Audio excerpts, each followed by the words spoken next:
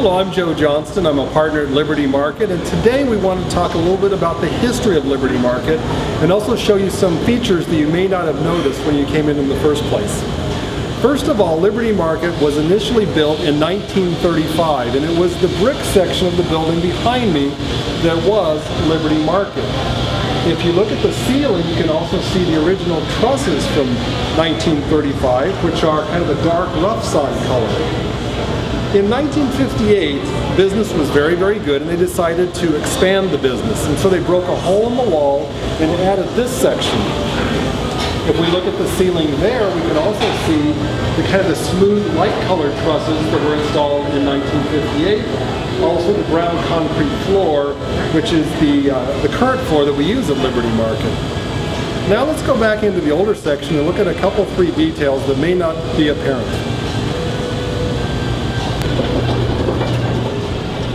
First of all, the fire of 1938. If we look at the diorama at the water park behind us, it talks about a major fire that happened that nearly burnt down the building.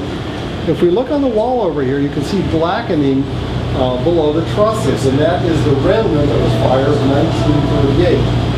Now you may say, why did we keep all of these details? Why is that important? Was it less expensive? Just leave it there? No, because from my point of view, in Arizona, we have so many buildings that are built out of stucco and parking lots that have no context, that it's really important the buildings that do have context, that do have history, be preserved so we can explain the story behind them. Let me explain a couple of other things as well. If you step behind me, we will find a floor inscription by Ben Ong. Ben Ong was the second owner of Liberty Market. They were the ones that expanded it in 1958, and when they added the brown concrete, they added the floor inscription. When we added the rest of the building in 2008, we also did some floor inscriptions. First of all, the Johnston family, made up of Cindy and my two sons, added this floor inscription. Our initials, 2008, a piston from a Vespa Rally 180, I'm a big Vespian, and then a beach stone that we found in Italy that's got a cross on it. And then let's go over and look at David and Kirsten Trainas, our partners. And this is the inscription that they made on the floor. David and Kirsten, a heart-shaped stone in 2008. And then these tiles have special meaning. They're from an apartment in New York City where the Traina family, as they came over from Italy, would stay and make a new life. Now let's go outside and take a peek at a couple of other details. At Liberty Market, we have some strange windows that people are always asking, why are those windows there? Well, first of all, there's this ground level window, and that was where a compressor resided for the beer cooler, which was right behind me. And so instead of just filling it in, we decided to keep it and have a window below. Kids love playing in it, and it's really kind of a cool window. If you sit there, you can see a lot of activity going on.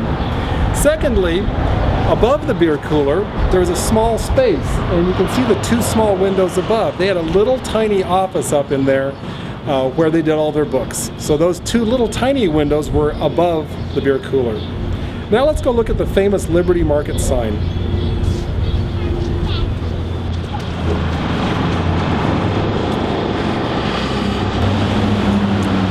Now the Liberty Market sign is an iconic feature of the downtown of Gilbert. It's one of the reasons we bought the building, is so that that sign would not be destroyed and turned into the name of some other company. There's so few businesses that have existed continuously since 1935, we just couldn't see the sign go away, and we couldn't change the name of the place really. And so that's why the Liberty Market sign is very, very important to us. It has the classic neon involved in it. It's got a beautiful wedge shape, and it was designed by May Ong herself, wife of Ben Ong that we just saw in the concrete below. This is the original front door of the 1958 Liberty Market. We now use it to communicate specials and talk about some of the retail goods that we're selling. We've only scratched the surface today about some of the architectural details and history of Liberty Market. When you come visit, let's talk about it more.